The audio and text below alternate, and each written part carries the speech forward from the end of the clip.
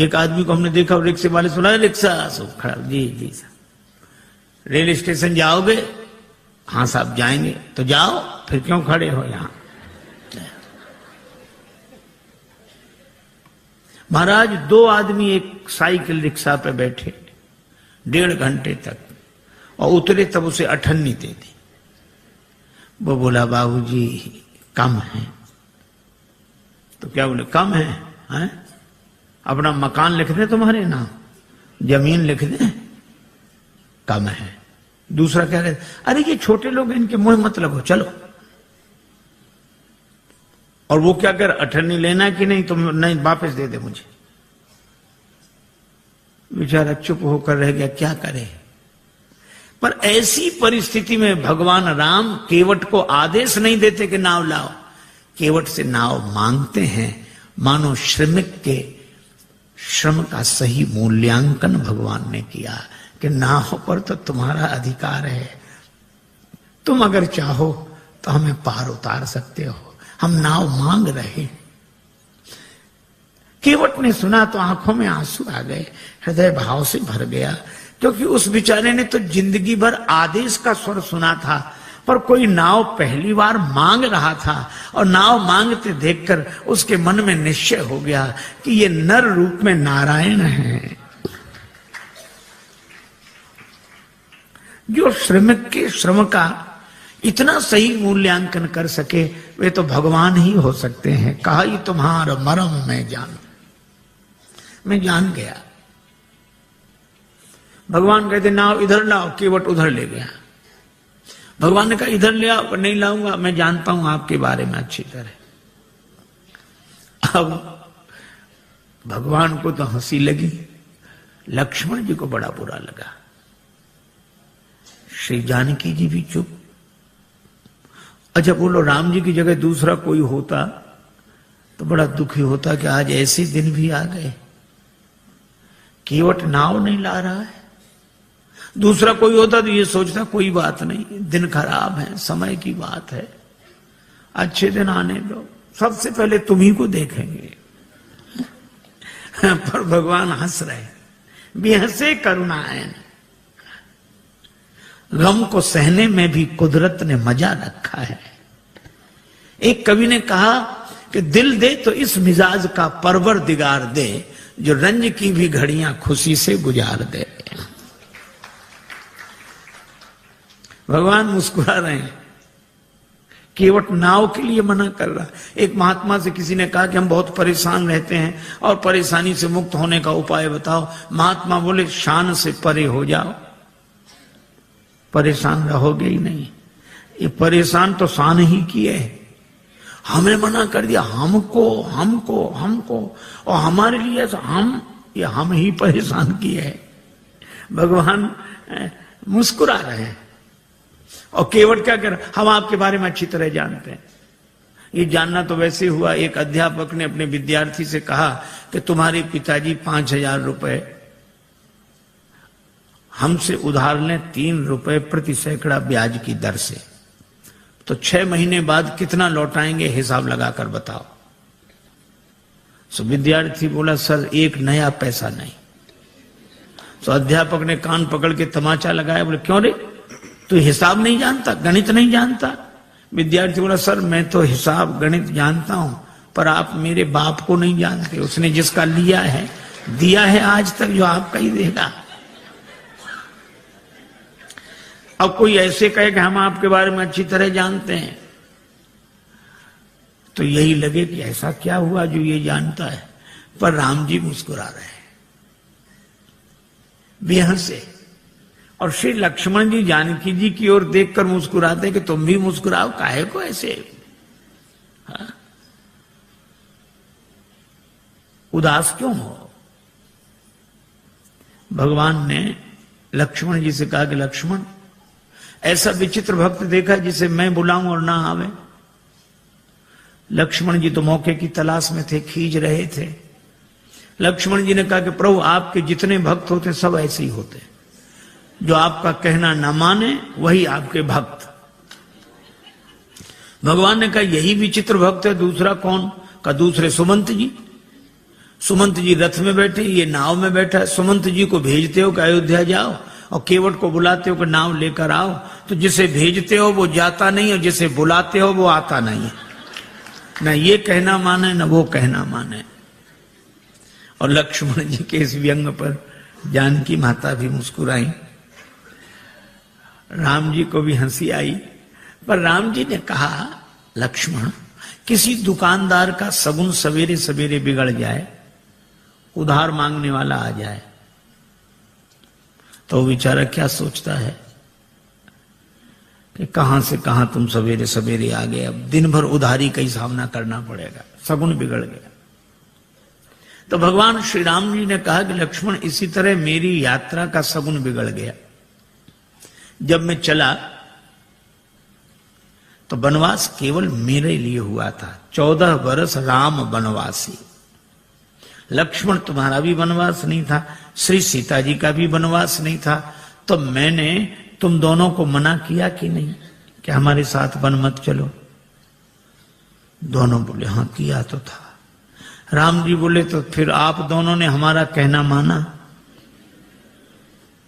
दोनों बोले नहीं माना। राम जी बोले हम तभी समझ गए थे कि जब यात्रा के शुरू में ही हाल है, जब अपने घर के ही लोग कहना नहीं मान रहे तो आगे जितने मिलेंगे सब ऐसे ही मिलेंगे।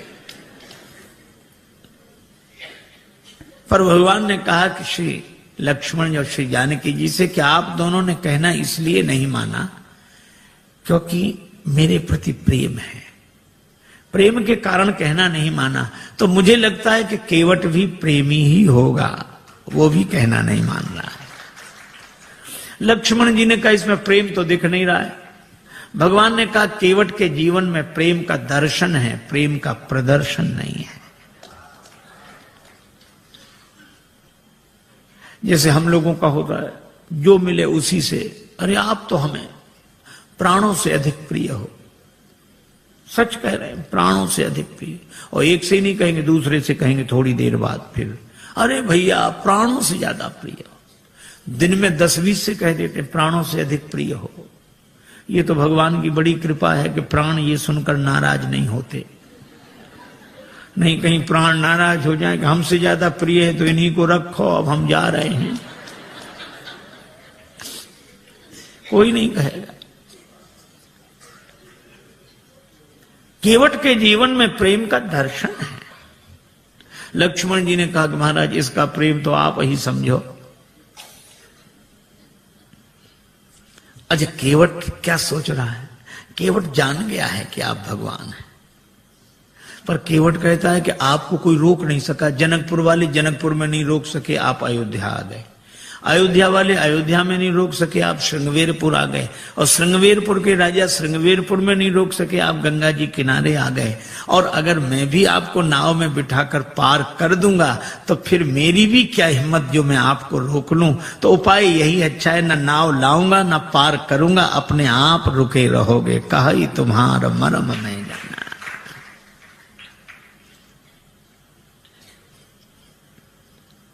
भगवान से कहता है कि प्रभु महाराज आपके चरण कमलों की रज में ऐसा जादू है, मनुष्य बना देने की शक्ति है। शिला को चरण छुला दिया, नारी बन गई। भगवान ने कहा तो शिला तो पत्थर की होती, तुम्हारी नाव कोई पत्थर की है? केवट बोला वाह महाराज, शिला तो देर में बनी होगी, ये तो लकड़ी तो पत्थर से कोमल होती है। पाहन ते बन बाहन काठ को कोमल है, जल खाई रहा है। ये तो और जल्दी बनेगी, पानी में पड़ी हुई लकड़ी और कोमल होगी।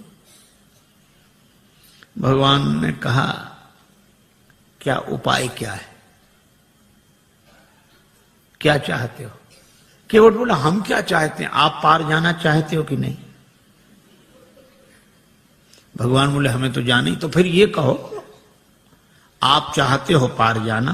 हाँ, तो जो प्रभु पार अवसिगा चाहो, मोहि पद पदुम पखारन कहो। अपने चरण कमल धोने के लिए कहो। भगवान ने कहा कि वैसे काम नहीं बनेगा। केवट बोले कैसे बनेगा? ये नाव बनेगी नारी यहां गंगा जी किनारे, और जब नारी बनेगी तो घर में बैठेगी। लेकिन जब ये घर में बैठेगी तो घर में जो पहले से बैठी है वो, उसको तो लगेगा कि नहीं कि नाव नारी बन गई, वह तो सोचेगी नाव बेचकर दूसरा विवाह करके लाया हो। और महाराज, घरनी घर क्यों समझाई हूं जू, उसको मैं कैसे समझाऊंगा? लक्ष्मण जी ने कहा हद हो गई, भगवान को समझा रहे और पत्नी को नहीं समझा सकते। केवट बोला महाराज अपने अपने अनुभव की बात है, भगवान को समझाना आसान है, बहुत कठिन है। राम जी खूब हंसे, लक्ष्मण जी भी हंस रहे हैं केवट की इन अटपटी बातों पर। भगवान बोले तो और कोई उपाय? एक उपाय है। क्या? यही घाट ते थोड़िक दूरी है, कटिलों जल था दिखाई हो जो, थोड़ी दूरी पर कमर तक जल है, आराम से निकल जाओ। भगवान बोले वही ठीक, बताओ। केवट बोला वाह महाराज, अभी सवेरा हुआ है, यात्रियों का आना जाना शुरू हुआ है, हम आपको वो जगह बताने जाएं सब देख लेंगे, हमारी नाव में कौन बैठेगा, रोजी रोटी का सवाल है, ऐसा नहीं। तो फिर आप दिन भर रुको, जब सूर्यास्त हो जाएगा सब लोगों का आना जाना बंद होगा, मैं जाके बता दूंगा, फिर रात को निकल जाना, चाहे सवेरे निकल जाना। भगवान बोले लक्ष्मण चरण धुलाना ही ठीक है, यहां कहां रुकेंगे। केवट कहता है कि चरण धोने के लिए कहो। पात भरी सहरी सकल सुत बारे बारे, केवट की जाति कछु वेद ना पढ़ाई हो, पूरो परिवार मेरो याही लाग राजा जू हो, वित्तहीन कैसे दूसरी गढ़ाई हो। अगर ये नाव नारी बन गई तो फिर यह भी तो सोचो महाराज, कर पूरे परिवार का पालन इसी नाव से होता है, तो परिवार का पालन करने वाला साधन तो चला जाए और घर का एक सदस्य और बढ़ जाए।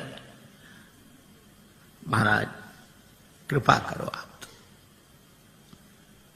अच्छा, अब इसमें एक बड़ा तात्विक संकेत है। केवट कहता है कि नाव नारी न बने। हम लोग भी व्यवहार का काम करते हैं, दुकान चलाते हैं, व्यापार करते हैं, पैसा लेते हैं, देते हैं। श्री तुलसीदास जी कहते हैं सब करो, कोई बात नहीं। केवट भी यही करता है, धंधा करता है, यात्रियों को बिठाता है, उस पार ले जाता है, पैसा लेता है। लेकिन इस केवट की सबसे बड़ी विशेषता एक है कि यह नाव तो चलाता है, लेकिन नाव गंगा जी में चलाता है। और गंगा जी क्या है का राम भक्ति जहां सुरसरी धारा। इसी तरह हम दुकान व्यापार आदि सब करें, लेकिन भक्ति की भाव धारा से जुड़कर करें। यही केवट प्रसंग का संकेत है। भगवान ने कहा अगर तुम्हारी नाव नारी बन गई तो पार करने वाली खुद पार हो जाएगी, जड़त्व से मुक्त हो जाएगी। केवट बोला सो तो ठीक है, लेकिन नाव नारी बनेगी तो घर में बैठेगी, और इसका अर्थ कि मेरी बुद्धि अगर चैतन्य हो गई तो आत्मन्यो आत्मना तुष्टा के भाव से घर में बैठेगी, तो भक्ति की गंगा जी तो छूट जाएंगी। प्रभु मैं ऐसी मुक्ति नहीं चाहता जो भक्ति की गंगा जी से दूर कर दे। वह नहीं बंधन की जो अज्ञानता से बांध ले मन, और फिर सहसा कभी भी टूट सकता हो अकारण। मुक्ति छू पाए न जिसको मैं उसे बंधन कहूंगा, जो मरण को जन्म समझे मैं उसे जीवन कहूंगा। महाराज मुझे मुक्ति नहीं चाहिए, और आपके चरणों की रज मुक्त कर देने वाली है, तो इस मुक्त कर देने वाली धूल को ही धो डालूंगा। काहे से धोगे? गंगा जल से। और कितना बढ़िया संकेत है कि इस मुक्त करने वाली रज अर्थात रजोगुण जन्य कामना को भक्ति के भाव जल से धो डालूंगा। मुक्ति नहीं चाहिए, सगुण उपासक मोक्ष न लें। भगवान ने कहा तो फिर धो लो चरण, क्या दिक्कत है? केवट बोला ऐसे नहीं धोऊंगा, कहोगे तब धोऊंगा। मोहि पद पदुम पखारन कहाहू कहो। श्री राम जी ने कहा कि काहे को इतनी जिद कर रहे हो? अरे बहुत लोगों ने हमारे चरण हमसे बिना पूछे धो लिए, हमने मना थोड़े ही किया। तुम भी धोगे तो मना थोड़े ही करेंगे, पर कहलाते क्यों हो? और फिर हमको संकोच होता, हम कैसे कहेंगे हमारे चरण धो लो? अरे किसी श्रद्धे के प्रति किसी की श्रद्धा है तो चरण छू ले, पर ऐसा कौन श्रद्धेय होगा जो अपने चरण फैला कह के चलो छुओ? ऐसा तो वही कह सकता है जिसका शर्म से कोई संबंध ना हो। अब भगवान कैसे कह देंगे हमारे चरण धो? और केवट कहता कहोगे तभी धोएंगे। तो भगवान ने बिना कहा कि बिना पूछे धो लो। बहुतों ने धो लिए। केवट ने कहा सुनो महाराज, जिन्होंने बिना पूछे आपके चरण धो लिए उनकी अपनी गरज रही होगी, उन्हें भवसागर से पार जाना होगा, इसलिए उन्होंने आपके चरण आपसे बिना पूछे धो लिए। लेकिन यहां गरज मेरी नहीं, यहां गरज आपकी है। मुझे पार नहीं जाना, पार आपको जाना है। इसलिए अगर पार जाना हो तो कहो कि हमारे चरण धोकर हमें पार कर दो। भगवान मुस्कुराए कि केवट सब कुछ पाए ले रहा है, पर इतना चतुर है एहसान रत्ती पर नहीं। आपकी गरज है, कहना हो कहो। लक्ष्मण जी बोले अगर चरण धुला लें तो? लक्ष्मण जी बोले सुन, पहली बात सुन, भगवान से भी बहस कर रहा है, कहीं भगवान नाराज हो गए तो वापिस चले जाएंगे। केवट बोला नहीं जाएंगे। कहा ही तुम्हारा मरम में जाना। श्री जानकी जी भी साथ आई हैं, और मरम शब्द का एक ही अर्थ है, रकार रामचंद्र हैं, मकार मातु जानकी। तो ये रकार रूपी राम जी मकार से घिरे हुए हैं, अर्थात श्री जानकी जी की कृपा के कारण आए हैं, और जानकी जी उपस्थित हैं तो श्री राम लौट नहीं सकते, वो तो कल्याण करके ही जाएंगे। अच्छा सो तो ठीक है। भगवान बोले अगर चरण धुला लें तो? केवट बोला चरण धुला लो तो कोई हम पर एहसान करोगे? औरों से उतराई लेता हूं, आपसे नहीं लूंगा। नहीं लोगे ना? पद कमल धोए चढ़ाई नाव, ननाथ उतराई चहो।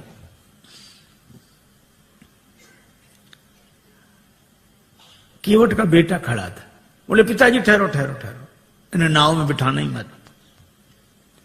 क्यों? चरण धो लेंगे फिर क्या कठिनाई है? चरण छुलाने से तो शिला नारी बनी थी। केवट का बेटा बोला इनके हाथों से भी खतरा है। चरण इन्होंने शिला को छुलाए थे, हाथ इन्होंने धनुष को छुलाए थे। छुअत ही टूट पिनाक पुराना। अगर चरण छुलाने से नाव के नारी बनने का डर है तो हाथ छुलाने से नाव धनुष की तरह टूट जाएगी। इनको किसी भी दशा में बिठा लो ही मत ना। लक्ष्मण जी ने सुना कि केवट है सो है, बेटा और गजब। पर केवट बोला नहीं नहीं, चरण धुला लेंगे बस। भगवान से केवट कहता है उतराई नहीं लूंगा। भगवान ने कहा उतराई क्यों नहीं लोगे? केवट बोला आपके पास देने को होगा क्या? बनवासी बने घूम रहे हो। तो जो बात आप बाद में कहोगे तो हम पहले ही कहे दे रहे हैं कि उतराई नहीं लेंगे। अच्छा नहीं लोगे उतराई, इसका प्रमाण क्या है? सबूत क्या है? केवट बोला मोहे राम रावरी आन दशरथ शपथ सब सांची कहूं। राम जी आपकी सौगंध महाराज